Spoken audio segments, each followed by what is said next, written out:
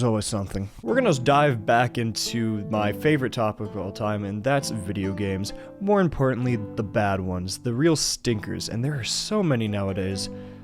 So many nowadays. But right now, there's one that's just kind of shining above all the others, and that is Skull and Bones by Ubisoft. This game got put on people's radars for really two main reasons. The first of all being pirates. Who doesn't like pirates? We can't get enough of them. I love them so much. But also because of their absurd price tag. Because apparently Ubisoft decided that this game is just the perfect game. Nothing can beat this game. And so they decided to bust the price all the way up to $70. This game is $70, and spoiler alert, it is not a $70 game, and I will tell you exactly why in due time. And you might think that this is, inflation. The price is because of inflation. That inflation is a real pain in the ass.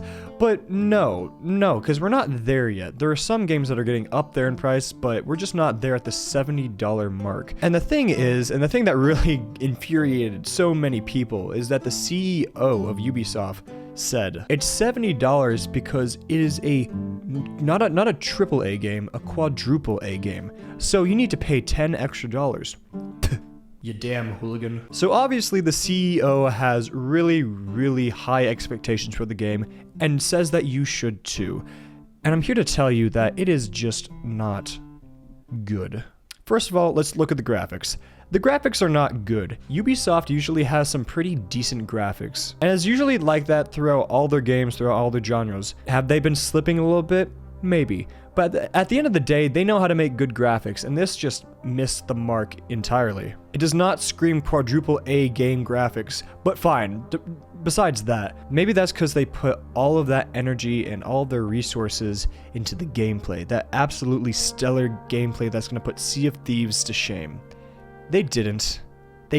And again, they've missed every single mark. Let's start off with the first thing. Swimming. One of the cool and most scary parts of pirate games is the swimming, the being dropped in the middle of the ocean, not knowing what's beneath the surface. You can't swim in Skull and Bones. You can only move like a couple feet like near the shore before the water's like, nope, that's far enough, Buster. You ain't going no further. So there's really not a swimming aspect to this game, which is seen in like every single pirate game that I've ever seen, ever. Unique choice. But what about the ship maneuverability? What about those dockings, those going to other really cool islands? Well, you can't really do that either.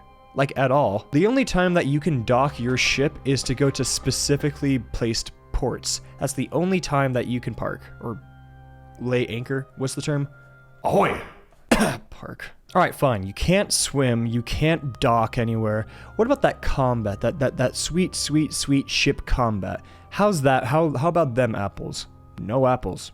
No apples at all. The entire battle sequence when it comes to Skull and Bones, it's a cutscene.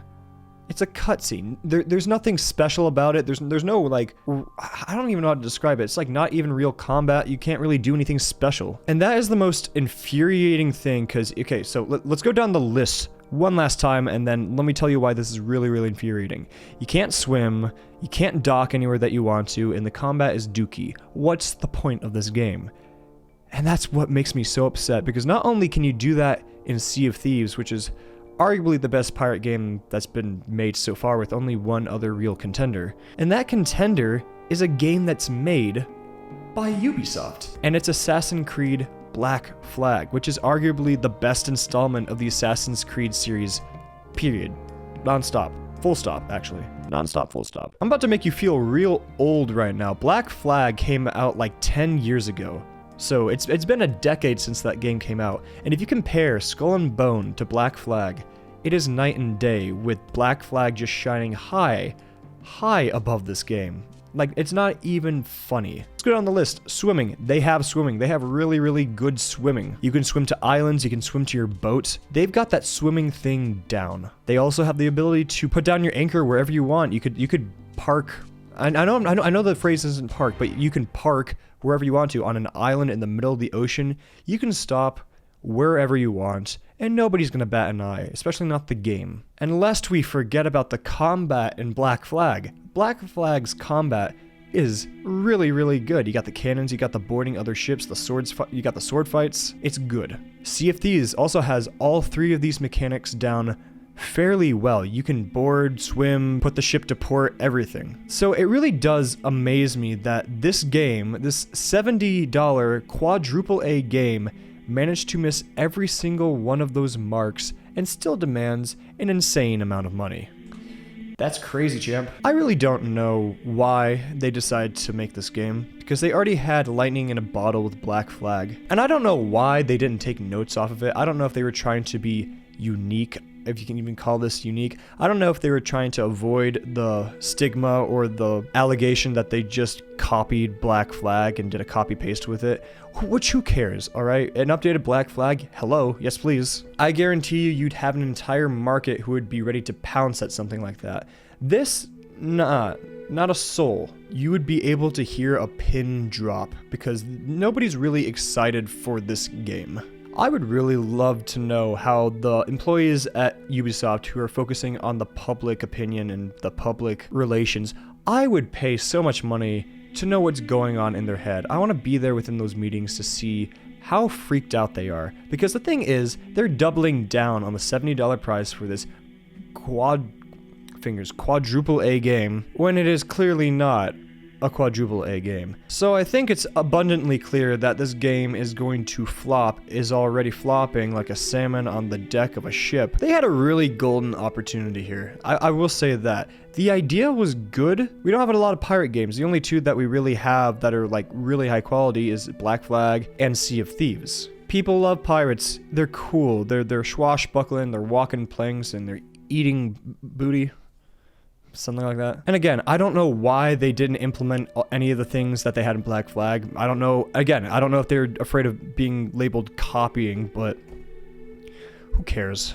Who really cares? And you know what? The egg is on their face because now they have to deal with stuff like this. It is not pretty. Skull and Bones dated graphics criticized. Skull and Bones, Ubisoft's pirate adventure is more red flag than Black Flag. Skull and Bones took the wrong things from Assassin's Creed. Reports, Skull and Bones has a low player count for a quadruple A game. Quadruple A game Skull and Bones has an unobtainable platinum on PS5. I didn't even know that. That's just kind of silly and stupid. All in all, this entire thing is just a massive stinker. But this one's new. This one's new because this isn't a triple A game that flopped. This was a quadruple A game that dropped. The first one of its kind and the first failure of its kind, so well done. You get 2 stars. I doubt that this game is going to pick up any momentum, but we'll see. They're not picking up any momentum. But that's it for me today. Thank you so much for watching, if indeed you still are. My name is Brockster, and I bid you all adieu.